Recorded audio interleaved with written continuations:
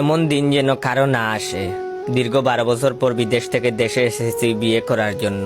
বাস্তবে আমার পছন্দের কেউ না থাকায় ফ্যামিলি একটা সুন্দরী মেয়ের সাথে আমার বিয়ে ঠিক করে রাখছে আগে থেকেই। তাতে আমার কোনো আপত্তি ছিল না। সোনা দানা সহ এক প্রকার বিয়ের সব প্রস্তুতি নিয়েই গত 13 তারিখ দেশে আসছি। দেশে আসার পর দিন থেকেই দুই ফ্যামিলি বিয়ের আয়োজন করতে তাড়াহুড়া শুরু করে দিছে। এর মধ্যে আবার শ্বশুর বাড়ি থেকে আমাকে দাওয়াত দিছে বিয়ের আগে তাদের মেয়েকে একবার দেখে আসার জন্য। আব্বা আম্মা আর আমরা 3 জন গেলাম হবু বউকে দেখতে। তাদের বাড়িতে গেলাম।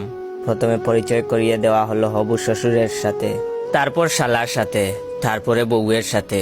বউ মাশাল্লাহ পরীর মতো, অল্প বয়সী সব মেয়েরাই সুন্দরী। অতঃপর পরিচয় করিয়ে দেওয়া হলো হবুর শাশুড়ির সাথে। এইখানেই ঘটল বিপত্তি।